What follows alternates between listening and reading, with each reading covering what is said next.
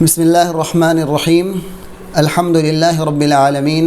والصلاة والسلام علی عبد اللہ ورسولہ نبینا وقدوتنا وامامنا محمد وعلی آلہ وصحبہ اجمعین اما بعد۔ محترم سامعین اور سامعات، امت مسلمہ کے نوجوانوں، دوستوں، بھائیوں، بزرگوں اور بہنوں اور اسلامی خواتین، اس ہفتہ واری پروگرام کے اندر آج مجھے جس موضوع سے خطاب کرنا ہے وہ موضوع ہے عصر حاضر میں اسوہ رسول صلی اللہ علیہ وسلم کی معنویت۔ حقیقت میں دیکھا جائے تو یہ موضوع بہت وقت طلب ہے۔ موضوع کے بہت ساری شاخیں ہیں، بہت ساری پہلو ہے، جس میں یہ فیصلہ کرنا مقرر کے لیے تھوڑی دشواری ہو رہی تھی، اس فیصلے کرنے میں کہ کس پہلو کو لیا جائے اور کس پہلو کو چھوڑ دیا جائے۔ لیکن اللہ رب العالمین سے میں توفیق طلب کرتا ہوں کہ اللہ رب العالمین ہمیں اس عنوان کے تحت جو باتیں عرض کرنے کی دعوت دی گئی ہے میں وہ باتیں پیش کر سکوں جو اللہ اور اس کے رسول کے موافق ہو، اور اس کم سے کم وقت میں اپنی باتوں کو آپ کے سامنے صحیح انداز میں پیش کر سکوں۔ رسول اللہ صلی اللہ علیہ وسلم کی شخصیت آج اور پہلے زمانے میں، یعنی جب سے آپ صلی اللہ علیہ وسلم کی بعثت ہوئی ہے، آپ اشرف الانبیاء والمرسلین ہیں۔ آپ انسانوں میں سب سے بہتر طریقے سے اپنے رب کی عبادت کرتے تھے۔ آپ انسانوں میں سب سے زیادہ خیر خواہ تھے۔ آپ صلی اللہ علیہ وسلم نے اپنی ذات کے لیے کبھی کسی سے انتقام نہیں لیا تھا۔ آپ صلی اللہ علیہ وسلم نے رب العالمین کے احکام کی بجا آوری میں کبھی کوتاہی نہیں کی تھی۔ آپ نے اپنے آرام اور اپنی ذاتی منفعت کے لیے آپ صلی اللہ علیہ وسلم اپنے آرام اور ذاتی منفعت کے لیے کبھی اللہ رب العالمین کے حکم کو ٹھکرایا نہیں تھا۔ یہ رسول اللہ صلی اللہ علیہ وسلم کی سیرت پہ بات کیا جائے تو بات لمبی ہو جائے گی، لیکن ہمارے موضوع کے اندر عصر حاضر میں، یعنی موجودہ زمانے کے اندر نبی صلی اللہ علیہ وسلم کی اسوہ سے ہم کس طرح سے سبق حاصل کر سکتے ہیں۔ اللہ کے رسول صلی اللہ علیہ وسلم کی زندگی کو دیکھا جائے تو آپ صلی اللہ علیہ وسلم کی زندگی کو ہم دو قسطوں میں بانٹ سکتے ہیں۔ پہلی قسط نبی صلی اللہ علیہ وسلم کے مکہ کے رہنے کا زمانہ ہم دیکھ سکتے ہیں، اور دوسری قسط کے اندر ہم نبی صلی اللہ علیہ وسلم کے مدینہ آ جانے کے بعد کی زندگی دیکھ سکتے ہیں۔ لیکن ہم چونکہ ہندوستان میں رہنے والے مسلمان ہیں، اسے ہم اپنے مسلمان بھائیوں اور ہندوستان میں رہنے والے مسلمانوں کے لیے خصوصاً اور ان مسلمانوں کے لیے عموماً جو لوگ بھی اقلیت مسلمہ یعنی غیر مسلم ممالک کے اندر رہتے ہیں، ان کے لیے میں یہ خطاب پیش کرنے جا رہا ہوں۔ تو یہاں پر مجھے مناسب یہ ہوگا کہ رسول اللہ صلی اللہ علیہ وسلم کے مکی دور سے سبق حاصل کیا جائے۔ اللہ کے رسول صلی اللہ علیہ وسلم کے مکی دور میں کیا حالات تھے، نبی صلی اللہ علیہ وسلم نے کن اسلوب کو اپنایا تھا اور کن باتوں کو مقدم کیا تھا، وہ چند باتیں میں آپ کے سامنے عرض کروں گا۔ سب سے پہلی چیز، اللہ کے رسول صلی اللہ علیہ وسلم کی بعثت کا مقصد ہمیں سمجھنا چاہیے کہ اللہ کے رسول صلی اللہ علیہ وسلم کی بعثت اس لیے ہوئی تاکہ انسانوں کی،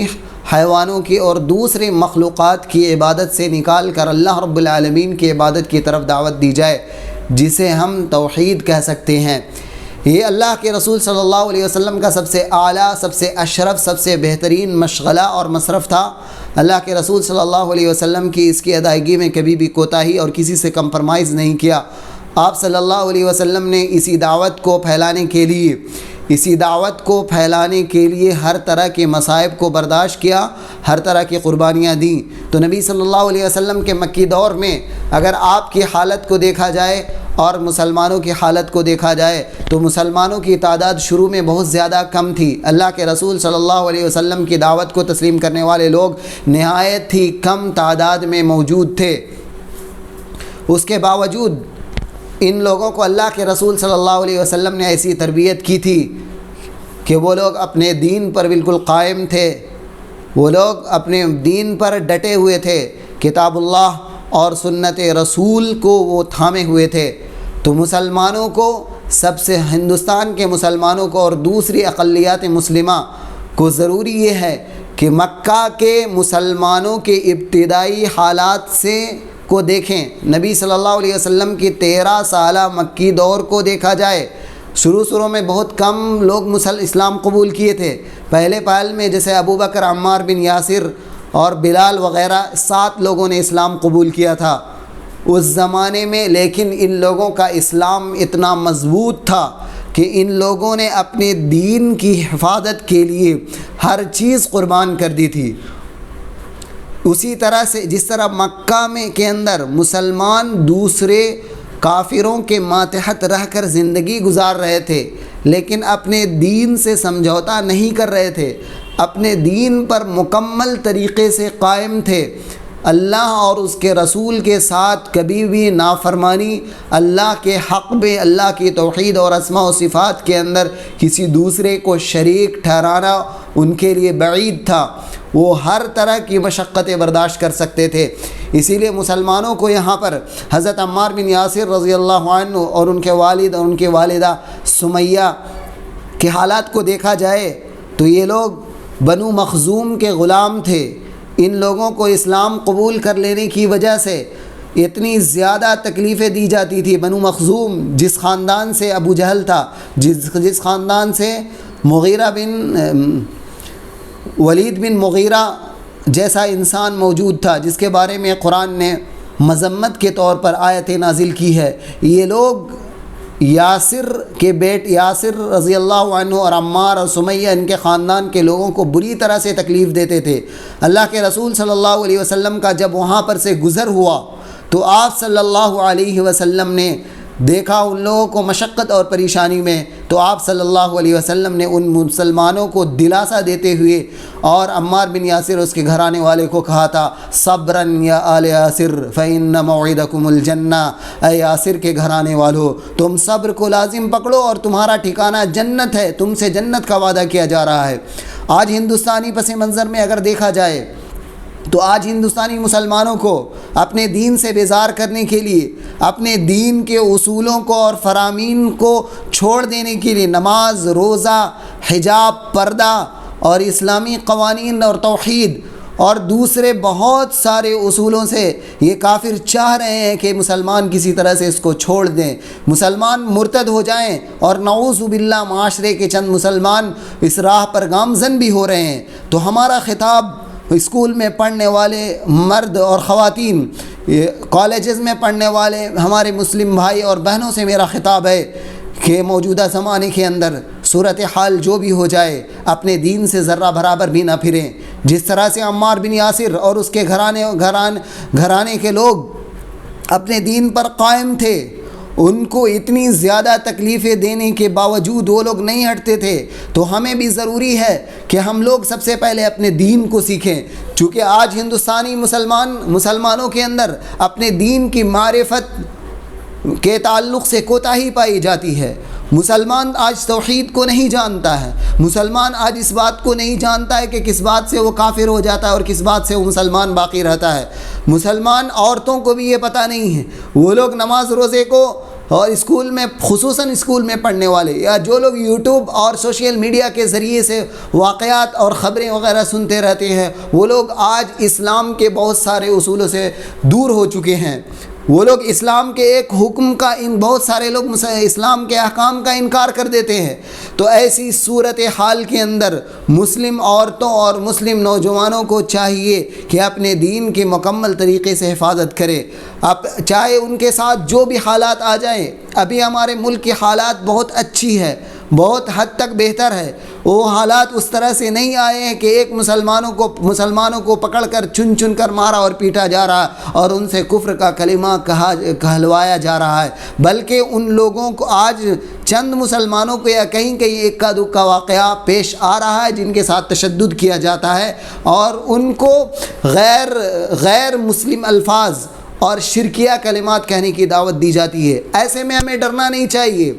ایسی صورتحال میں ہمیں اسوہ رسول کو اپنانا چاہیے۔ اللہ کے رسول صلی اللہ علیہ وسلم نے بعض صحابی سے عرض کیا تھا، لا تشرک باللہ وَإِن قُتِّلْتَ أَوْ حُرِّقْتَ أَوْ صُلِّبْتَ، تم اللہ کے ساتھ کسی کو شریک نہ ٹھہرانا، اگرچہ تمہیں قتل کر کے بوٹی بوٹی کر دیا جائے، اگر تمہیں سولی پہ لٹکا دیا جائے، اگر تمہیں آگ کا نظر آتش کر دیا جائے، آگ میں جلا دیا جائے۔ تو یہ اسوہ نبی صلی اللہ علیہ وسلم کے مکی دور سے ہمیں ملتا ہے، اور مسلمان جو ہندوستان کے اندر موجود ہے ان کی صورتحال مکی دور سے کچھ مختلف نہیں ہے۔ ہمارے لیے یہاں پر صبر کا راستہ ہے، ہمارے لیے یہاں زیادہ سے زیادہ علمی باتوں کو سن کر علماء کرام سے اپنے اللہ رب العالمین کی توحید اور حقوق کی باتوں کو سنیں، بدعت کی باتوں کو سنیں اور سنت کی باتوں کو سنیں، اور بدعت اور شرک سے اجتناب کریں اور توحید اور اللہ رب العالمین کی نبی صلی اللہ علیہ وسلم کی سنت کو اپنائیں۔ مکہ کے اندر آپ حالات دیکھیں، خباب رضی اللہ عنہ کے ساتھ آپ کو بسا اوقات کفار سے بڑی پریشانیاں لاحق ہو سکتی ہیں، آپ کو طرح طرح کے مظالم سے دوچار ہونا پڑ سکتا ہے۔ خباب رضی اللہ عنہ کہتے ہیں کہ میں جاہلیت میں پہلے زمانے میں میں لوہار تھا، اور میں عاص بن وائل کے پاس میرا قرض تھا، یعنی میں اس سے قرض پاتا تھا، تو میں اس کے پاس گیا کہ اپنا قرض واپس طلب کرنے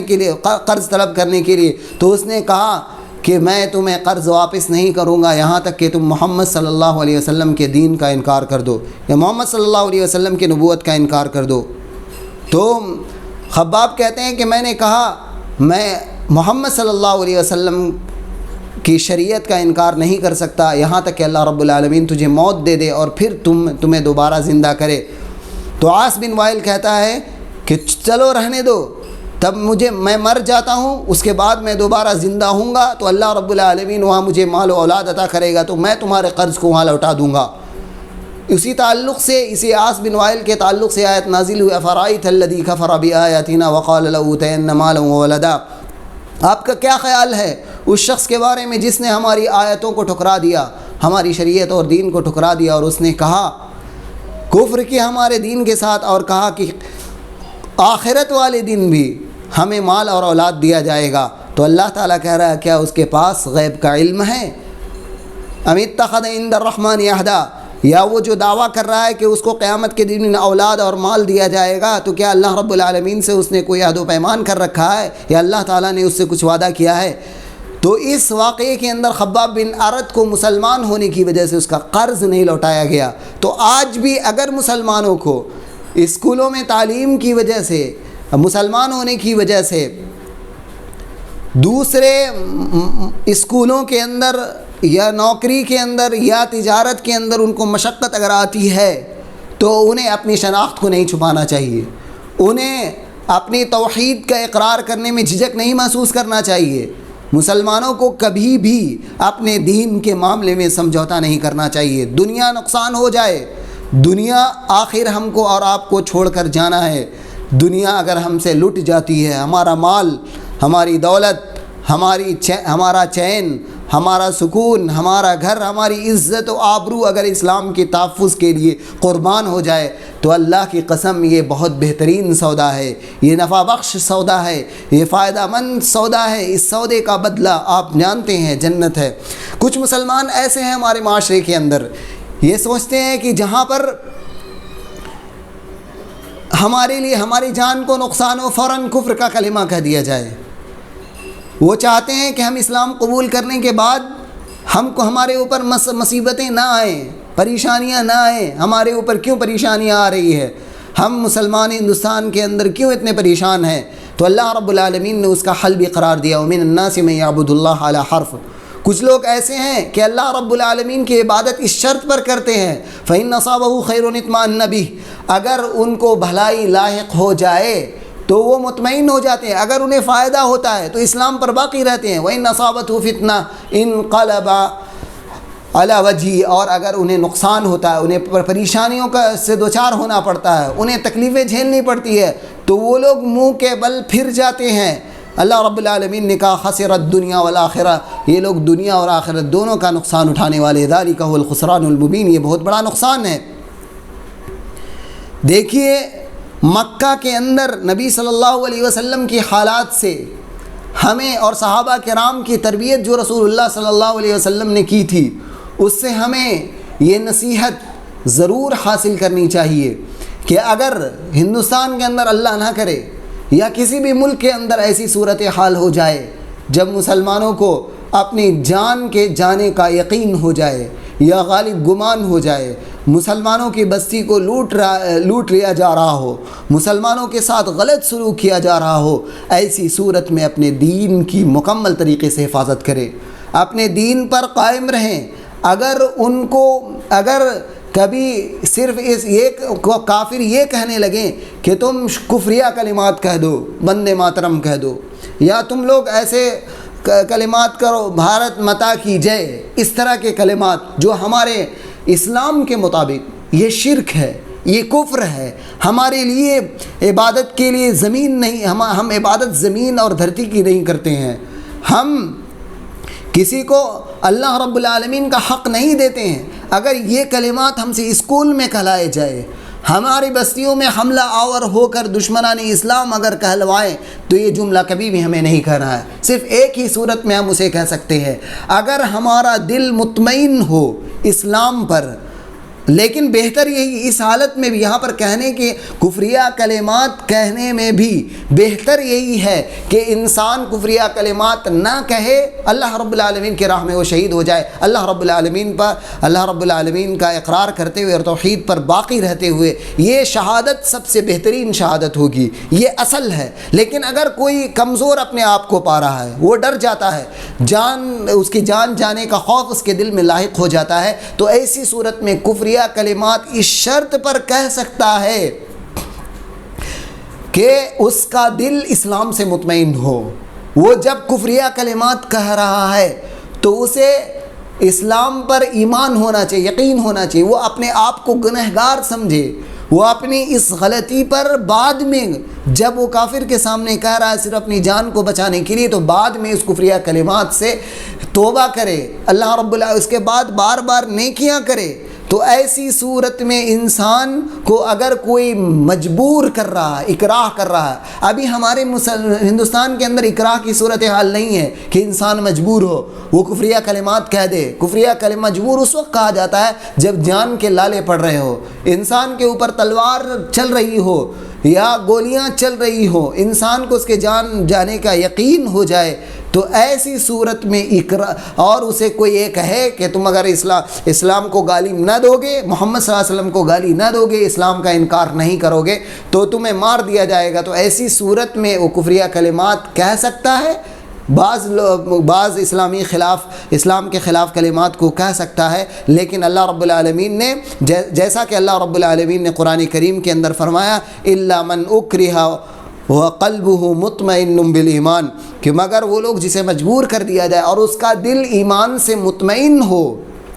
ولیکن من شرح بالکفر صدرا، لیکن کفریہ کلمات جو لوگ کہہ رہے ہیں، جو لوگ بہت سارے سیکولرزم کے دعوے داروں کے ساتھ مل کر غیر مسلموں کے جو معتدل مزاج مانے جاتے ہیں اور ان کی بہت ساری باتیں یہ کفریہ ہوتی ہیں، جیسے تمام مذاہب کو یکساں ماننا،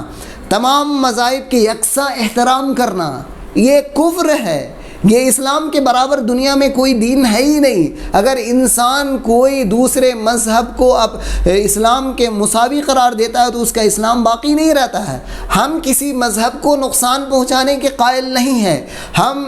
اسلام کسی مذہب کو نقصان پہنچانے کی تعلیم نہیں دیتا ہے۔ اسلام کسی دوسرے مذہب کو برا بھلا کہنے کی تعلیم نہیں دیتا ہے، کہ اسلام دوسرے مذاہب کے معبودوں کو گالی دینے کی تعلیم نہیں دیتا ہے، لیکن اسلام یہ بتاتا ہے کہ اسلام کے جیسا کوئی بھی مذہب نہیں ہے اور اس میں ہماری آزادی ہے، ہمارا آئین اور قانون ہمیں آزادی دیتا ہے۔ ہمارا اسلام یہ کہتا ہے کہ اسلام اللہ کا نازل کردہ دین ہے، اور دنیا میں جو دین پائے جاتے ہیں اگر آسمان سے نازل شدہ ہے تو وہ دین بدل چکا ہے، اس کے اندر تحریف اور تبدیلی واقع ہو چکی ہے، اور بہت سارے انسان نے خود ساختہ دین بنا لیے ہیں، اور خود ساختہ دین کو ہم اسلام کے مساوی کیسے قرار دے سکتے ہیں؟ اگر کوئی مسلمان اس کو مساوی قرار دیتا ہے تو یہ کفریہ ہے۔ تو اسلام کو دوسرے مذاہب سے کمپیئر کرنا، اسلام کی تعلیمات کو دوسرے مذاہب کی تعلیمات کو یکساں بتانا، یہ صحیح نہیں ہے۔ بعض چیزوں کے اندر یکساں ہو سکتا ہے، جہاں پر اللہ رب العالمین نے توحید کی باتیں کہی ہیں تو اسے کہا جا سکتا ہے، اس میں کوئی حرج کی بات نہیں ہے، لیکن اگر انسان کو کفریہ کلمات کہنے کی نوبت آ جائے تو یہ ہمیشہ اپنے دل میں یہ انسان کو یاد رکھنا چاہیے، وَلَكِن مَّن شَرَحَ بِالْكُفْرِ صَدْرًا، لیکن اگر کوئی انسان شرح صدر کے ساتھ کفریہ کلمات کہتا ہے، جس سے انکار کرتا ہے شریعت کا، حجاب اور پردے کا انکار کرتا ہے، داڑھی کا پہ انکار کرتا ہے، یا اختلاط مرد و زن کے اختلاط کا انکار کرتا ہے، شریعت کی کسی بھی چیز کا انکار اگر شرح صدر کے ساتھ کر دیتا ہے تو فعلیہم غضب من اللہ، تو ایسے لوگوں پر اللہ رب العالمین کا غضب نازل ہوتا ہے اور ان کے لیے دردناک عذاب ہیں۔ تو انسان کو کفریہ چیزوں سے بچنا چاہیے، کیونکہ یہی سبق ہمیں نبی صلی اللہ علیہ وسلم کے مکی دور سے ملتا ہے۔ کافروں نے اتنا ستایا مسلمانوں کو، اتنی تکلیفیں دیں، نبی صلی اللہ علیہ وسلم کے حالات کو پڑھیں، کس طرح سے آپ کو تکلیف دیا گیا۔ حضرت ابو طالب کے پاس کفار مکہ، عبداللہ بن امیہ اور بنو مخزوم کے لوگ، بہت سارے لوگ آئے اور اللہ کے رسول صلی اللہ علیہ وسلم کے تعلق سے شکایت کی، تمہارا جو یہ بھتیجا ہے ہمارے معبودوں کو برا بھلا کہتا ہے، ہمارے معبودوں کو ہمارے خاندان کے درمیان تفرقہ پیدا کر دیتا ہے۔ ابو طالب سے شکایت کی، اسے روک دو، وہ ہمارے دین کو کچھ نہ کہے، ہم اس کے دین کو کچھ نہیں کہیں گے، ہم اس کو کچھ نقصان پہنچانے والے نہیں ہیں۔ ابو طالب نے اپنے بھتیجے اللہ کے رسول صلی اللہ علیہ وسلم کو بلایا اور کہا کہ تمہارے قوم کے لوگوں نے میرے سامنے یہ شکایت کی ہے۔ آپ غور کریں، کیا نبی صلی اللہ علیہ وسلم کے کافروں کے معبودوں کو برا بھلا کہا تھا؟ ہرگز نہیں۔ اللہ کے رسول صلی اللہ علیہ وسلم نے کافروں کے معبودوں کو برا بھلا نہیں کہا تھا۔ قرآن نے صاف طور سے کہا وَلَا تَسُبُّوا الَّذِينَ يَدْعُونَ مِن دُونِ اللَّهِ وَلَا تَسُبُّوا الَّذِينَ يَدْعُونَ مِن دُونِ اللَّهِ، اللہ کے علاوہ اللہ کو چھوڑ کر جن معبودوں کو یہ لوگ پکار رہے ہیں، اے نبی صلی اللہ علیہ وسلم اور مسلمانوں تم ان کو گالی نہ دو، فَيَسُبُّ اللَّهَ عَدْوًا بِغَيْرِ علم، تو وہ لوگ بھی اللہ رب العالمین کو نہ جانتے ہوئے اللہ رب العالمین کو برا بھلا کہیں گے، اللہ رب العالمین کو گالی دیں گے۔ تو اللہ کے رسول صلی اللہ علیہ وسلم نے ان کے معبودوں کو برا بھلا نہیں کہا تھا۔ آپ صلی اللہ علیہ وسلم نے صرف ایک بات کہی تھی، جب ابو طالب نے بلایا تو اللہ کے رسول صلی اللہ علیہ وسلم سے جواب طلب کیا تو آپ نے کہا میں کفار مکہ سے یا قریش کے لوگوں سے، مکہ کے باشندوں سے صرف ایک چیز کا مطالبہ کرتا ہوں، اگر وہ لوگ اس کو قبول کر لیتے ہیں تو عرب و عجم کے لوگ مالک ہو جائیں گے۔ تو کفار مکہ کے جو رؤساء اور سردار تھے وہ لوگ بہت خوش ہوئے کہ اللہ کے رسول صلی اللہ علیہ وسلم ایک ہی کلمہ کہنے کو ہم سے مطالبہ کر رہے ہیں، کیوں نہ ہم کہہ دیں گے، اچھا وہ کلمہ کیا ہے تم بتاؤ۔ تو اللہ کے رسول صلی اللہ علیہ وسلم نے کہا لا الہ الا اللہ کہو، اللہ کے علاوہ کوئی معبود نہیں ہے۔ جیسے اللہ کے رسول صلی اللہ علیہ وسلم نے یہ بات کہی تو انہوں نے کہا اجعل الالہۃ الہا واحدا، سارے معبودوں کو چھوڑ کر یہ ایک معبود بنا لینا ہے؟ کیا ہم اپنے سارے معبودوں کو چھوڑ دیں گے اور صرف ایک اللہ کی عبادت کریں گے؟ اسی کو ان لوگوں نے گالی قرار دیا، حالانکہ اللہ کے رسول صلی اللہ علیہ وسلم نے اس کے مذہب کو برا بھلا نہیں کہا تھا۔ تو نبی صلی اللہ علیہ وسلم کے مکی دور کے اندر اپنے توحید پر قائم رہنا، اپنے رب کی عبادت کے معاملے کوئی سمجھوتا نہ کرنا، اور بھی چند واقعات اس کے اندر ابو طالب کے ساتھ آئے۔ جب ابو طالب نے یہ کہہ دیا کہ بھتیجے میں اب تمہاری حفاظت نہیں کر سکوں گا، تم اپنا یہ کر لو، تو اللہ کے رسول صلی اللہ علیہ وسلم کے سامنے اور بھی مطالبات کفار مکہ نے پیش کیا، مال و زر کا آفر رکھا، پیشکش کی انہوں نے، ہم تمہیں بہت سارا مال و دولت عطا کریں گے۔ اللہ کے رسول صلی اللہ علیہ وسلم سے کہا کہ اگر تم اپنی دعوت سے یہ چاہتے ہو کہ تمہیں وہ کسی خوبصورت لڑکی سے شادی کر دیا جائے تو ہم اپنی سب سے خوبصورت عورتوں کو تم سے بیاہ دیں گے، شادی کر دیں گے۔ اگر تم سرداری چاہتے ہو تو ہم تمہیں سردار کر دیں گے، اور اگر تم مجنون اور دیوانہ ہو تو ہم اپنے پیسے سے تمہارا علاج کروائیں گے۔ لیکن نبی صلی اللہ علیہ وسلم نے کیا جواب دیا کہ سن لو، اگر میرے دائیں ہاتھ میں سورج اور بائیں ہاتھ میں چاند رکھ دیا جائے تو میں اپنی اس دعوت کو چھوڑنے والا نہیں ہوں، کیونکہ اللہ ہی سارے انسانوں کا معبود ہے، اللہ ہی نے سارے انسانوں کو پیدا کیا ہے۔ تو اس لیے مسلمانوں کو چاہیے کہ اپنے رب ہی کی عبادت کرے، اور یہ دعوت غیر مسلموں کے سامنے، جو ہمارے مسلمان نہیں ہیں، ہمارے وطن کے لوگ ہیں یا دنیا کے لوگ ہیں، جو بھی انسان کا خیر خواہ ہوتا ہے، انسان کا دشمن نہیں ہے، تو مسلمان صرف مسلمان کا خیر خواہ نہیں، مسلمان غیر مسلموں کا بھی خیر خواہ ہے۔ غیر مسلموں سے ہمدردی کا اسلام تعلیم دیتا ہے، اور ہمدردی میں سب سے بلند ترین جو چیز ہے، انسان اپنے غیر مسلم ساتھیوں کو اس توحید کی نعمت کے بارے میں بتائے، ان بیوقوفی کے بارے میں بتائے کہ وہ لوگ کیا کر رہے ہیں، کیسی چیزوں کی عبادت کر رہے ہیں جن کے اندر فائدہ اور نقصان پہنچانے کی کوئی بھی ملکہ اور صلاحیت موجود نہیں ہے۔ اللہ کے رسول صلی اللہ علیہ وسلم نے توحید کی دعوت کو لے کر پھیلایا، تو ہمارے لیے بھی یہ چاہیے کہ ہم مسلمانوں کا ایک گروہ ہونا چاہیے جو توحید کی دعوت کو لے کر چلے، اور تمام مسلمانوں کو، اگر تمام مسلمان دعوت کا کام نہیں کر رہے ہیں تو پھر تمام مسلمانوں کو اپنے دین پر ڈٹ جانا چاہیے، دین پر قائم رہنا چاہیے، دین کے معاملے میں کسی سے کوئی سمجھوتا نہیں کرنا چاہیے۔ اللہ تعالیٰ نے قرآن میں کہا وقال اللہ لا تتخذوا الہین اثنین، اللہ نے کہا تم دو معبود نہ بناؤ، انما هو الہ واحد، وہ تو ایک ہی معبود ہے، فیایا فرحبون، اور مجھی سے تم ڈرو۔ اللہ کے نبی صلی اللہ علیہ وسلم کی زندگی کے بہت سارے پہلو ہیں، اس میں سے ہم مسلمانوں کو اقلیت مسلمہ جو بلاد کفر کے اندر رہتے ہیں، ایسے ممالک اور ایسے علاقوں میں رہتے ہیں جہاں پر غیر مسلموں کی تعداد زیادہ ہے، غیر مسلموں کی حکومت ہے، اپنے اخلاق کو اچھا بنایا جائے، عمدہ بنایا جائے، اللہ کے رسول صلی اللہ علیہ وسلم کے اوصاف دیکھے جائیں۔ موجودہ زمانے میں بھی عصر حاضر کے اندر نبی صلی اللہ علیہ وسلم کی سیرت سے سبق حاصل کرنا نہایت ہی ضروری ہے۔ اللہ کے رسول صلی اللہ علیہ وسلم رسول بنانے سے پہلے ہی امین اور صادق کے لقب سے پکارے جاتے تھے۔ امانت کو مسلمانوں کو نہیں چھوڑنا چاہیے۔ امانت ایک ایسا وصف ہے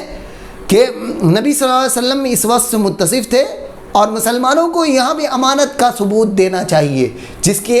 کسی سے قرض اگر آپ لیے ہیں غیر مسلم ہے تو اس کا قرض صحیح طور سے واپس لوٹا دینا چاہیے۔ اگر کوئی امانت آپ کے پاس رکھا گیا ہے تو آپ اس امانت کو، اپنے مسلمان نہ ہو یا غیر مسلم ہو، امانت کو لوٹا دیا جائے، امانت کے ساتھ خیانت نہیں کی جائے۔ یہ اسلام کی تعلیم نے ایک بہترین وصف ہے جو نبی صلی اللہ علیہ وسلم اس سے متصف تھے۔ اور یہ امانت کے اندر اگر خیانت کی جاتی ہے، امانت کا اہتمام نہیں کیا جاتا ہے، امانت کے لوٹانے کا، امانت کی حفاظت کا اگر اہتمام نہیں کیا جاتا ہے تو اس سے اسلام کا بہت زیادہ نقصان ہوتا ہے۔ صرف مسلمان ہی بدنام نہیں ہوتے، اس سے اسلام، اس کا دین بدنام ہوتا ہے، اس کا نبی اور اس کا اللہ اور رب کی بدنامی ہوتی ہے۔ اس لیے مسلمانوں کو امانت داری کا ثبوت دینا چاہیے کہ کبھی بھی خیانت نہیں کرنا چاہیے، اللہ رب کبھی بھی خیانت نہیں کرنا چاہیے۔ اسی طرح سے دوسری صفت جو نبی صلی اللہ علیہ وسلم کی صفت آپ دیکھیں گے، صدق اور سچائی ہے۔ مسلمانوں کو سچائی ہمیشہ لازم پکڑنا چاہیے۔ دیکھیے سچائی میں آپ کو بظاہر نقصان ہوگا، کبھی آپ کو نقصان اٹھانا پڑے گا ظاہری طور پر، تھوڑی دیر کے لیے آپ کو نقصان پہنچانا پڑے گا، اس ظاہری نقصان سے آپ ڈر کر جھوٹ نہ بولیں۔ آپ ایک مرتبہ سچ بولیں گے تو آپ لوگوں کے نزدیک معتبر بن جائیں گے، اور آپ امانت داری کا ثبوت دیں گے تو لوگ آپ پر اعتبار کریں گے۔ جب انسان دنیاوی معاملات میں امانت میں خیانت نہیں کرتا ہے، جب انسان دنیاوی معاملات کے اندر جھوٹ نہیں بولتا ہے، تو وہ اللہ رب العالمین کے تعلق سے کیسے جھوٹ بولے گا؟ دین کے تعلق سے ہمیں کیسے جھوٹ بولے گا؟ بہت غیر مسلم بھائی اور ہمارے مسلمانوں کی بہت بڑی تعداد وہ جانتے ہیں کہ دوبارہ ہمیں زندہ کیا جائے گا، اللہ رب العالمین کے سامنے ہمارا حساب و کتاب ہوگا۔ اس کے باوجود یہ لوگ یقین نہیں کرتے ہیں۔ کیوں یقین نہیں کرتے ہیں؟ اس میں ہم مسلمانوں کا قصور ہے۔ ہمارے اندر یہ صفت دیتے ہیں جھوٹے ہیں، ہم جھوٹ بولتے ہیں، ہم چوری کرتے ہیں، یعنی امانت میں خیانت ہے، ہم وعدہ خلافی کرتے ہیں، امانت میں خیانت ہے، ہم کسی کا قرض لیے ہوئے اسے لوٹاتے نہیں ہیں، یہ اپنے اندر مسلمانوں کے اندر طرح طرح کی اخلاقی برائیاں آ چکی ہے جو اللہ کے رسول صلی اللہ علیہ وسلم کے مکی عہد کے اندر یہ چیزیں نہیں پوری زندگی میں نہیں پائی جاتی تھی. تو مسلمانوں کو امانت کی ادائیگی کا اور امانت میں ادائیگی کا ثبوت دینا چاہیے, امانت کو ادا کرنا چاہیے, امانت میں خیانت نہیں کرنا چاہیے, سچائی کو لازم پکڑنا چاہیے. جب انسان دنیوی معاملات میں سچ بولتا ہے تو کافر کو یقین ہو جاتا ہے کہ یہ جو مذہب پیش کر رہا ہے وہ مذہب بھی سچا ہے, وہ مذہب جھوٹا نہیں ہو سکتا ہے. اسی لیے آپ جانتے ہیں واقعہ مشہور ہے, اس واقعے کی طرف میں اشارہ کرتا چلتا ہوں. ہرقل کے سامنے جب ابو سفیان نے نبی صلی اللہ علیہ وسلم کے ساتھیوں کے تعلق سے شکایت کی تو اس نے کیا پوچھا تھا؟ ان کے سوالات میں ایک سوال یہ تھا, ابو سفیان تم بتاؤ کہ یہ نبی کیا جھوٹ بولتا ہے تمہارے درمیان؟ تو ابو سفیان نے کہا تھا ہم نے اس کو کبھی جھوٹ بولتا ہوا نہیں پایا. تو ہرقل نے یہ جواب دیا تھا جو انسان دنیاوی معاملات کے اندر جھوٹ نہیں بولتا ہے وہ اللہ رب العالمین کے تعلق سے کیسے جھوٹ بولے گا؟ کیونکہ آپ عقلی طور سے سمجھیں کہ دنیاوی معاملات میں جھوٹ بول کر انسان مال بٹورتے ہیں, دھوکہ دے کر انسان مال بٹورتے ہیں, کسی کا مال جھوٹ بول کر ہڑپ کر جاتے ہیں. بظاہر سامنے دکھنے والا فائدہ نظر آتا ہے, دنیاوی فائدہ, ظاہری فائدہ جو جلد ملنے والا ہے, اسی لیے دنیا کو عاجل کہا جاتا ہے اور آخرت کو عاجل.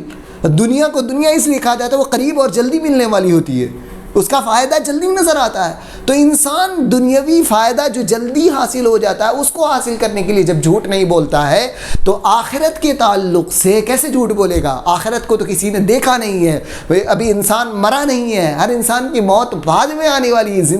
زندہ شخص اپنی موت کو دیکھ نہیں سکتا ہے, موت کے بعد اس کے ساتھ جو انجام ہونے والا ہے اس کے بارے میں یقین کرنے کے لیے ہم مسلمانوں کو اپنے اندر سچائی کی صفت پیدا کرنی چاہیے, اپنے اندر امانت کو پیدا کرنا چاہیے. نبی صلی اللہ علیہ وسلم کی زندگی سے ہمیں یہ اسلوب ملتا ہے. نبی صلی اللہ علیہ وسلم کے مکی دور سے اور آپ کی سیرت سے موجودہ زمانے کے اندر اور ہر زمانے کے اندر دیکھا جائے تو رحم دلی کا جذبہ ہونا چاہیے, رحم کا مادہ آپ کے اندر پایا جانا چاہیے.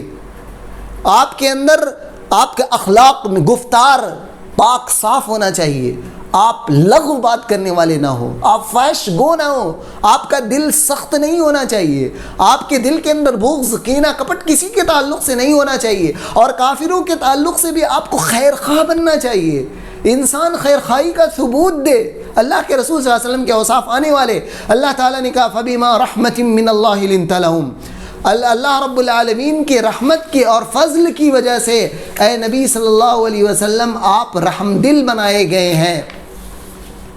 فَبِمَا رَحْمَةٍ مِّنَ اللَّهِ لِنْتَ لَهُمْ, آپ نرم دل تھے, نرم خو تھے, نرم اخلاق تھے, آپ کا اخلاق بہت پیارا تھا, مسلمانوں کے ساتھ بھی اور کافروں کے ساتھ بھی, ہر کسی کے ساتھ. یہ سبق ہمیں نبی صلی اللہ علیہ وسلم, آپ کے اخلاق نرم کیوں ہونے چاہیے, مسلمانوں کے اچھے کیوں ہونے چاہیے, خوبصورت اور عمدہ کافروں کے ساتھ کیوں ہونا چاہیے, تاکہ وہ لوگ بھی آپ کے دین کے اندر داخل ہو جائیں اور وہ لوگ بھی جہنم سے بچ جائیں. کافر لوگ نادان ہیں, جاہل ہیں, اسے پتہ نہیں کہ قیامت کے دن کیا ہونے والا ہے, اسے اللہ رب العالمین کے دربار میں پیش ہونا ہے. اگر آپ ان کے ساتھ سختی کا معاملہ کریں گے, اگر آپ گفتار کے اندر سخت ہوں گے, کردار کے اندر سخت ہوں گے, آپ کے دل کے اندر سختی قساوت پائیں گے, وہ لوگ آپ کے اخلاق کے اندر نرمی نہیں پائیں گے تو اسلام سے راغب نہیں ہوں گے, اسلام سے قریب نہیں ہوں گے, اور اسلام سے جب قریب نہیں ہوں گے آخرت میں وہ اپنا نقصان کر بیٹھیں گے, یعنی جہنم کے ایندھن بن جائیں گے. انسان دوسرے انسان کو جہنم کا ایندھن بننے سے بچائے. فَبِمَا رَحْمَةٍ مِّنَ اللَّهِ لِنْتَ لَهُمْ, اللہ کے فضل سے, اللہ کی توفیق سے اور رحمت سے اے نبی آپ لوگوں کے لیے رحم دل بنائے گئے ہیں. اور اللہ کے رسول صلی اللہ علیہ وسلم اتنے رحم دل تھے, کہا کرتے تھے انما انا لکم مثل الوالد لولدہ, کہ میں تمہارے لیے ویسا ہی ہوں جیسا ایک باپ اپنے بیٹے کے لیے ہوتا ہے, اپنے بچوں کے لیے ہوتا ہے, ویسے ہی میں تمہارے لیے رحم دل ہوں. اللہ کے نبی صلی اللہ علیہ وسلم کی صفت آ گئی وَلَوْ كُنْتَ فَظًّا, اگر گفتگو میں بےہودہ پن ہوتا. آج مسلمانوں کو دیکھیے, اپنی باتوں میں گالیاں, اپنے باتوں کے اندر فحش کلام, فحش باتیں سنتے ہیں, فحش باتیں دیکھتے ہیں, فحش باتیں بولتے ہیں, غلیظ القلب, دل کے اندر سختی ہے, قساوت ہے, نفرت کرتے ہیں. ہمیشہ منفی سوچتے ہیں، منفی باتیں کرتے ہیں. اگر نبی صلی اللہ علیہ وسلم کے اندر یہ اوصاف ہوتے تو کفار آپ کے ارد گرد سے بھاگ جاتے، مسلمان آپ سے منتشر ہو جاتے. آج دیکھیں موجودہ صورتحال میں بھی آج مسلمان سے نفرت کرتا. آپ تجارت کے معاملات میں پورے ہندوستان کے اندر دیکھیں، جتنے بھی بڑے بڑے تاجر ہیں وہ یہ کہتے ہیں کہ مسلمانوں سے تجارت کرنے میں ڈر لگتا ہے، کیونکہ دھوکہ دیتے ہیں. تو مسلمانوں کے اندر یہ چیزیں جو آ گئی ہیں کہ اگر مسلمانوں کے گفتار، کردار اور دل کے اندر جو سخاوت کی وجہ سے آج مسلمان سے بھاگ رہا ہے، تو چاہے جائے کہ کافر کیوں نہ بھاگیں. اور اللہ تعالیٰ نے اپنے نبی کو کہا فاعف عنہم واستغفر لہم، آپ معاف کیجئے. معافی سے حتیٰ کہ غیر مسلموں سے خصوصی تعلق سے معاف کریں، اپنے مسلمان بھائیوں کو بھی معاف کریں. اللہ رب العالمین کو معافی بہت زیادہ پسند ہے. اور معافی یہ کرنا اور دعائیں مغفرت تو صرف مسلمانوں کے لیے کر سکتے ہیں، لیکن دنیاوی معاملات میں معاف کرنا ہم کافروں کو بھی معاف کر سکتے ہیں، لیکن کافروں کے لیے دعائیں مغفرت نہیں کر سکتے. ان کے لیے دعائیں ہدایت کریں گے. اللہ رب العالمین ان کو ہدایت دے، انہوں نیک توفیق دے، اسے اسلام کی سمجھ عطا کرے. یہ نبی صلی اللہ علیہ وسلم کی زندگی سے ہمیں یہ چیزیں ملتی ہیں. اور انہی وجوہات کی بنا پر کافر بہت سارے ممالک صحابہ کرام کی زندگی کو آپ اٹھائے ہیں. اللہ کے رسول صلی اللہ علیہ وسلم نبی صلی اللہ علیہ وسلم کے وفات کر جانے کے بعد ایک جگہ مقیم ہو کر نہیں رہے، انہوں نے مختلف ممالک کا قصد کیا. بہت سارے صحابہ عراق چلے گئے، ایران چلے گئے، افریقہ چلے گئے، مصر چلے گئے. بہت سارے صحابہ ہندوستان کا رخ کیا. اور یہ مسلم ممالک نہیں تھے، کافر حکومت تھی، یہ لوگ تاجر کی شکل میں آتے تھے، لیکن اصل مقصد صحابہ کرام کا، تابعین عظام کا. اور بہت سارے اسحاق بھٹی نے اور بعض اہل قلم نے بر صغیر میں اسلام کی آمد کے تعلق سے بہت سارے محدثین کا ذکر کیا ہے، صحابہ کرام کا ذکر کیا ہے کیرل کے اندر اور سندھ کے اندر، اور تابعین اعظام کا ذکر کیا کہ وہ لوگ آئے تاجر بن کے، اور ان کے اخلاق سے متاثر ہو کر، ان کے کردار سے، ان کے امانت داری سے اور ان کی سچائی اور صدق گفتاری سے متاثر ہو کر ہندوستان کے کافروں نے، ہندوؤں نے اسلام قبول کیا. آج بھی جو مسلمان موجود ہیں وہ ان لوگوں کے، ان پرانے لوگوں کی اور نیک لوگوں کی محنتوں کی وجہ سے اور ان کے اخلاق اور برداشت اور صبر و تحمل کی وجہ سے اور معاف کر دینے کی وجہ سے آج اتنی بڑی تعداد میں ہندوستان میں مسلمان موجود ہے. اللہ تعالیٰ نے اپنے نبی کو جو سیرت سکھایا، فَإِذَا عَزَمْتَ فَتَوَكَّلْ عَلَى اللَّهِ، جب آپ کسی چیز میں مکمل عزم اور تہیہ کر لیں، اس کام کو کرنا ہے، ارادہ کر لیا کہ آپ کو دین سیکھنا ہے. اور ہم دنیاوی معاملات میں آپ کو مثال نہیں دیں گے، کیونکہ دنیاوی معاملات آپ جانتے ہیں، انسان دنیا کی طرف بھاگ ہی رہا. میں اب آپ عزم کر رہے ہیں کہ آپ نیک بنیں گے، آپ اگر عزم کر رہے ہیں کہ ہم توحید سیکھیں گے، ہم شرک کو چھوڑ دیں گے، اللہ رب العالمین کے حقوق کے ساتھ کبھی بھی سمجھوتا نہیں کریں گے، اللہ کا حق ہم دوسرے کو نہیں دیں گے، ہم سنت پر چلیں گے، ہم بدعت کو چھوڑیں گے، تو اس کے لیے کوشش کرنی ہوگی. آپ کو دروس کا، علماء کے دروس کا سننا ہوگا، آپ کو کتابیں پڑھنی ہوگی، آپ کو وقت دینا ہوگا پہ فیض اعظم تھا. اور آپ جتنے بھی مصروف ہیں، چاہے مرد ہو یا خواتین ہو، قرآن کے لیے وقت دینا ہوگا، سنت نبی، سیرت نبی کو پڑھنے کے لیے اور سیکھنے کے لیے، دروس کو سننے کے لیے وقت دینا ہوگا.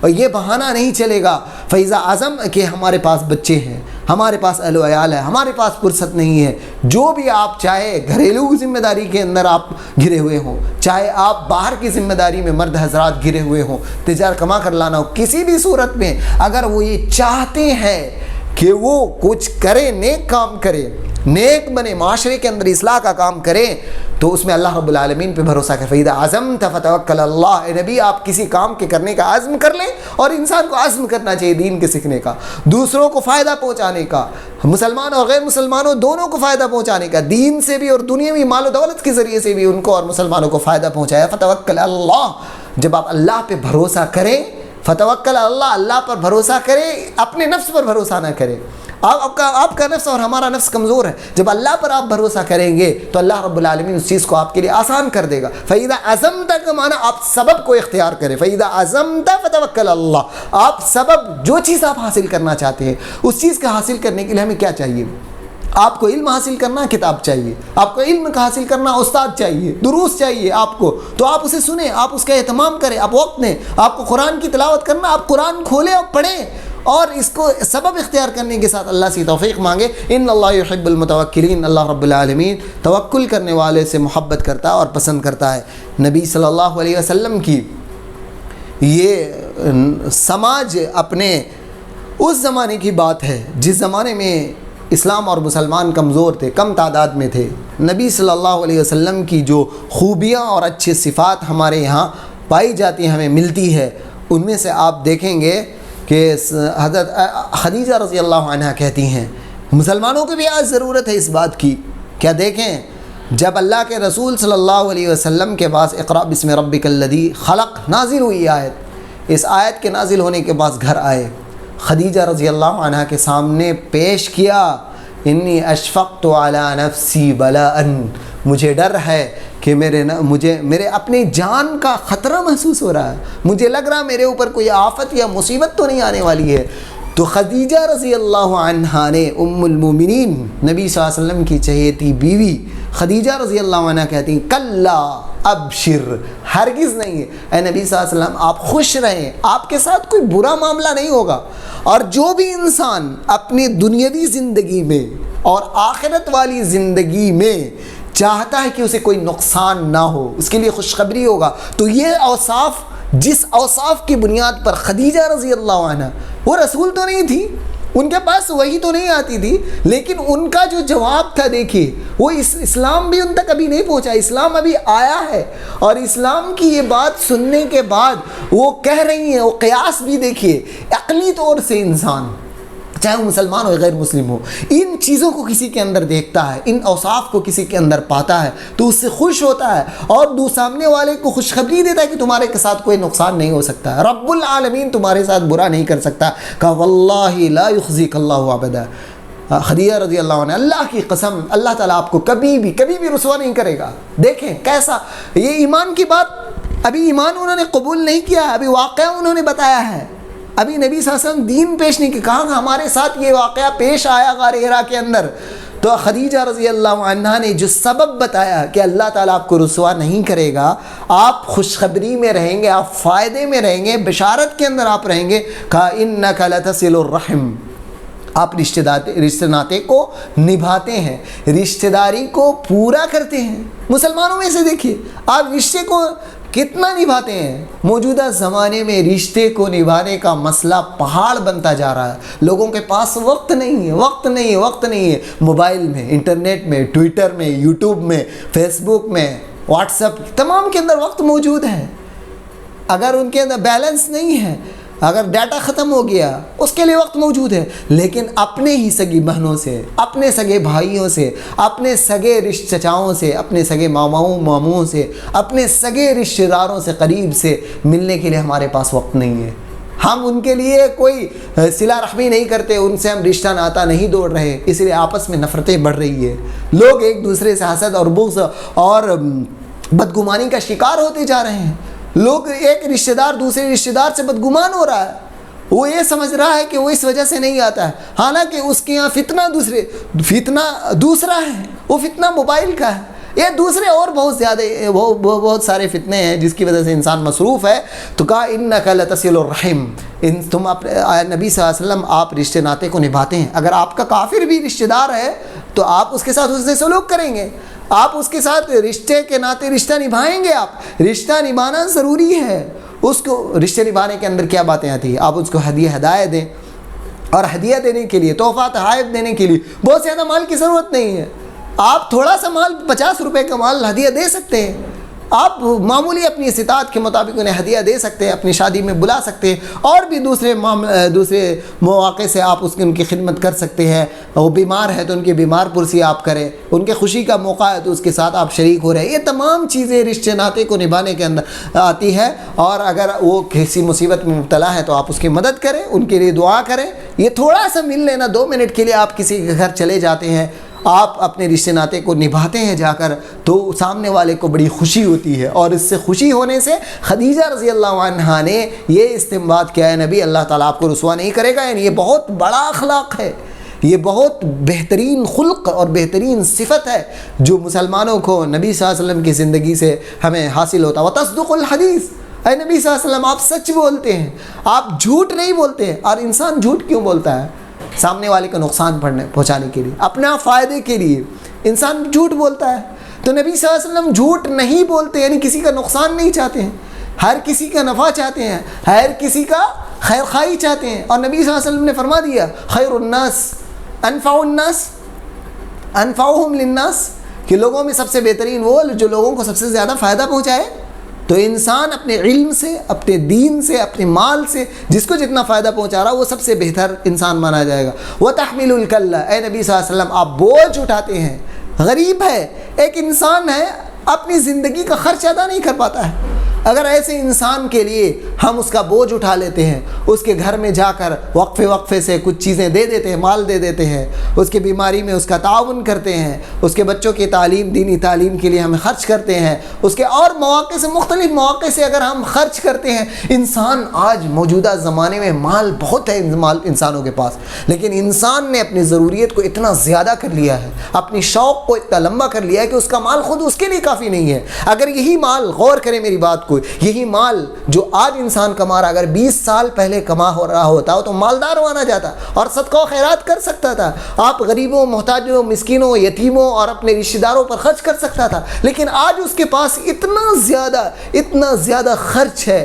اسے عمدہ موبائل چاہیے، اسے عمدہ گاڑی چاہیے، اسے عمدہ گھر چاہیے، اور گھر میں بھی نئے اس کے فیشنز چاہیے، اس میں ٹائل مارول چاہیے، اسے الگ الگ طریقے سے رہائش کی تمام آسانیاں چاہتے ہیں۔ یہ نہیں دیکھتے ہیں کہ جھوپڑی میں فقیر کیسے رہتا ہوگا۔ اللہ کے رسول صلی اللہ علیہ وسلم خود آرائش اور آرام میں نہیں رہتے تھے، لیکن سامنے والے کی خدمت کرتے تھے۔ وَتَحْمِلُ الْكَلَّ، آج بوجھ اٹھاتے تھے، دوسروں کے غریبوں کی مدد کرتے تھے۔ وَتَقْرِي الضَّيْفَ، اور آپ مہمان نوازی کرتے تھے، بہت زیادہ مہمان نواز تھے۔ مہمان نوازی بہت بہترین چیز ہے، انسان کو مہمان نواز ہونا چاہیے۔ نبی صلی اللہ علیہ وسلم کی زندگی سے ہمیں مہمان نوازی بھی ملتی ہے۔ اور ابراہیم علیہ السلام کو آپ جانتے ہیں، وہ مہمان نواز میں مشہور تھے۔ تو مہمان نوازی، مہمان بہت زیادہ کھا کر نہیں جاتا ہے، مہمان اپنی روزی لے کر آتا ہے۔ مہمان نوازی کرنے سے انسان کے گھر میں خیر و برکت آتی ہے۔ یہ تمام صفات دیکھیں کون سی صفت خدیجہ رضی اللہ عنہ نے کہا، رشتہ داری کو نبھاتے ہیں، سچی بات کہتے ہیں، غریبوں اور محتاجوں کے لیے مال خرچ کرتے ہیں اور کماتے ہیں، اور مہمان نوازی کرتے ہیں۔ اور پانچویں چیز وَتُعِينُ عَلَى نَوَائِبِ الْحَقِّ، حق کے راستے میں آنے والے مصائب پر دوسروں کی مدد کرتے ہیں۔ حق کیا ہے؟ دین اسلام کو پھیلانا، دین اسلام کو پڑھنا اور سمجھنا۔ دین اسلام کو پڑھنے اور سیکھنے کے لیے کسی کو مال کی ضرورت ہے وہ مال دیتے ہیں، کسی کو وقت کی ضرورت ہے وہ وقت دیتا ہے۔ تو یہ اور ان پھیلانے کی صورت حال میں دین اسلام کو امت کے سامنے، دنیا والوں کے سامنے پیش کرنے میں جو بھی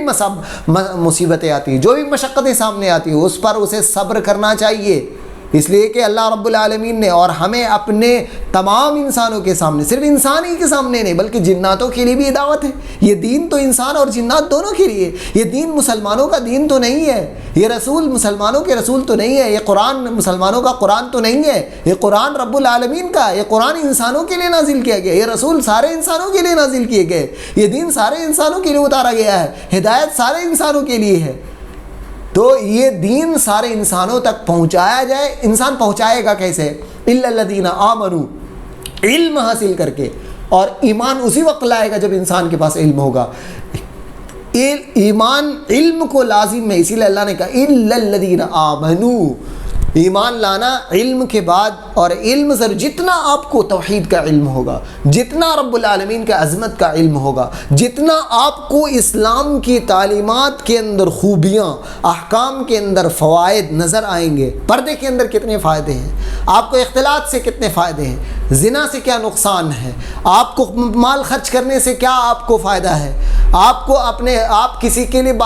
صبر کرتے ہیں کسی کی تکلیف پر تو اس سے آپ کو کیا فائدہ ہے۔ مختلف اقسام کے جو احکام اسلام کے اندر موجود ہے، اسلام کی جو تعلیمات ہیں، ان کے آج باریکیاں جب آپ پڑھیں گے، آپ کو جب آپ کی عقلیں اس کے فائدے کو تسلیم کر لے گی تو آپ کو بڑا لطف آئے گا، آپ کو آپ کے ایمان میں اضافہ ہوگا، آپ بار بار دین کی باتیں سنیں گے، مختلف لوگوں سے سنیں گے، اور وقت نکال کر سنیں گے اور پوری بات سنیں گے تو آپ کے ایمان میں اضافہ ہوگا۔ اللہ تعالیٰ نے سورہ عصر میں کہا ان الانسان لفی خسر، سارے انسان نقصان میں،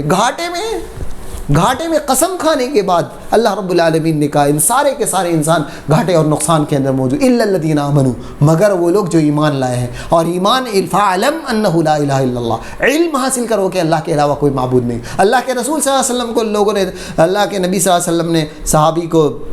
یمن کی طرف بھیجتے ہوئے کیا کہا تھا معاذ بن جبل کو؟ فَلْيَكُنْ أَوَّلُ مَا تَدْعُوهُمْ إِلَيْهِ شَهَادَةُ أَن لَا إِلَهَ إِلَّا اللَّهِ، سب سے پہلے توحید کی دعوت دینا، لا الہ الا اللہ کی گواہی، محمد الرسول اللہ کی گواہی طلب کرنا، کیونکہ انسان کو محمد الرسول اللہ کی گواہی اور لا الہ ایک معبود کی عبادت اور تمام معبودوں کا انکار کرنے کے سوا کوئی چارہ کار نہیں ہے. اسی میں نجات ہے، اسی میں ہر انسان کے لیے عافیت موجود ہے. الا الذین آمنوا، ایمان ہونا چاہیے. اللہ رب العالمین ایک ہے، اللہ کے علاوہ کوئی معبود نہیں. رسول اللہ، تمام رسولوں پر ایمان لانا چاہیے. قیامت کے دن حساب و کتاب پر ایمان لانا چاہیے، فرشتوں پر ایمان لانا چاہیے، آسمانی کتابوں پر ایمان لانا چاہیے، آخرت کے دن پر ایمان لانا چاہیے، تقدیر پر ایمان لانا چاہیے. یہ بنیادی باتیں ہیں اور ان بنیاد کے اندر بہت زیادہ تفاصیل موجود ہے. دھیرے دھیرے مسلمانوں کو سیکھنا چاہیے کہ ان مسائل میں کیا کیا تفصیل موجود ہے. کب انسان اللہ رب العالمین کے حق کو پورا کرنے والا ہوگا، کس بات سے انسان اللہ رب العالمین کے حق کو ٹھکرانے والا بن جائے گا اور مشرک بن جائے گا، کس بات سے انسان سنت کا متبع مانا جائے گا، کس بات سے انسان بدعتی بن جائے گا، اس کی تفصیل پڑھنے کی ضرورت ہے. تقاریر سے کافی نہیں ہے. انسان کو دروس یعنی کتابوں کے اسباق کی طرح جیسے اسکول میں ہم لوگ درس پڑھتے، اسی لیے اسلام کے کتابوں، اسلامی کتابوں کو درس کی شکل میں، ویڈیو آڈیو کی شکل میں پڑھ کر، کتاب سامنے رکھ کر مسلم خواتین، مسلم بہنوں اور ماؤں اور اسی طرح سے بھائیوں اور نوجوانوں کو پڑھنا چاہیے. الا الذین آمنوا وعملوا الصالحات، ایمان لانے کے بعد انسان عمل کرے گا اور عمل کے اندر پختہ ہو جائے، عمل کے اندر اسوہ بنے گا. کوئی انسان آپ سے متاثر نہیں ہوتا ہے اس وقت تک جب تک کہ آپ کا عمل وہ نہیں دیکھ لیتا ہے. اگر آپ بولتے ہیں دوسروں کو سچ بولنے کے لیے، آپ خود سچ نہیں بولتے ہیں تو انسان کبھی بھی قبول نہیں کرے گا، کوئی بھی جنات قبول نہیں کرے گا. آپ اگر دوسروں کو صدقہ کی تلقین کرتے ہیں اور خود نہیں کرتے ہیں، آپ دوسروں کو بولتے ہیں کہ نماز پڑھو، خود نہیں پڑھتے ہیں، آپ اپنے حتیٰ کہ اپنے بچے، آپ کے خود بچے جو ہیں، اگر آپ ان کو کہیں نماز پڑھنے کے لیے اور خود فجر میں آپ سوئے ہوئے ہیں تو آپ کے بچے اس سے سبق حاصل نہیں کریں گے، آپ اپنے بچوں کی تربیت نہیں کر پائیں گے. تو اسی لیے عمل ایمان کا لازمی جز ہے، عمل کے بغیر ایمان مکمل نہیں ہے. الا الذین آمنوا وعملوا الصالحات وتواصوا بالحق وتواصوا بالصبر. اور جب آپ ایمان لے آئے، آپ ایمان کی باتوں کو سیکھ لیے، آپ نے عمل کر لیا، اب آپ دعوت کے میدان میں وتواصوا بالحق، آپ لوگوں کو ایک دوسرے کو وصیت کریں، ایک دوسرے کی خیرخواہی کریں، ایک دوسرے کو خیرخواہی کریں. بھائی آپ بھی نماز پڑھنے آ جاؤ، اے میرے بھائی، چاہے وہ غیر مسلم بھائی ہو، آپ سمجھو یہ دین کیا ہے. یہ دین ہم آپ سے جھگڑا کرنے کے لیے نہیں آئے ہیں، ہم آپ کو برا بھلا کہنے نہیں آئے ہیں. یہ رب العالمین کا ایک فرمان ہے. ہمارے کوئی ہندو یا کوئی کرسچن، عیسائی، بدھ مت اور دوسرے مذاہب کے جو لوگ ہیں، ہم ان کے دشمن نہیں ہیں. ہم ایک چیز آپ کے سامنے پیش کرنا چاہتے ہیں اچھے اسلوب سے، آپ کو بھائی سمجھ کر، آپ کو انسان کا درجہ دیتے ہوئے، آپ کا احترام کرتے ہوئے کہ آپ اسلام کو سمجھیں، آپ اسلام کو سمجھ لیں اور اسلامی تعلیمات کے اندر کتنی سچائی ہے، کتنی عقلی ہے. اللہ رب العالمین کا کتاب ہے. ہلو جی، وقت ہو گیا ہے، یعنی اختتام کا ہے، ابھی 2-3 سیکنڈ میں ختم کر دیں گے انشاءاللہ، بہتر ہے. تو یہ چیزیں تھیں جو نبی صلی اللہ علیہ وسلم کی زندگی سے ہمیں ملتی ہیں اور ہمیں، میں ختم ہی کر رہا ہوں، اور